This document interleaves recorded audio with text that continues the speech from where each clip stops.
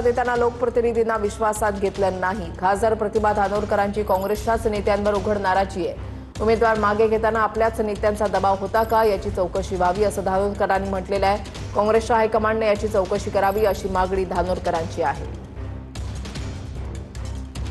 आपण बघितलं असेल की जिथे जिथे काँग्रेसचे उमेदवार होते बऱ्यापैकी काही चुका आमच्या लोकांकडून देखील झाल्या। या ठिकाणी उमेदवार देत असताना कुठेही लोकप्रतिनिधींना विश्वासात घेण्यात आलं नाही। खरं तर आम्ही देखील हायकमांडला आता अधिवेशनाच्या काळात सगळे खासदार देखील या ठिकाणी म्हणणार आहोत की कशा पद्धतीनं फॉर्म विड्रॉल झाले, मताचं विभाजन या ठिकाणी झालं, काँग्रेसची मतं फुटली, तर याची एक चौकशी गठीत करून खरं तर याची रीतसर चौकशी झाली पाहिजे की उमेदवार देखील विड्रॉल का झाले, त्यांना कोणाचा सपोर्ट होता किंवा आपल्याच लोकांनी त्यांना प्रेशर केलं का, याची देखील रीतसर चौकशी ही हायकमांडकडून या ठिकाणी झाली पाहिजे।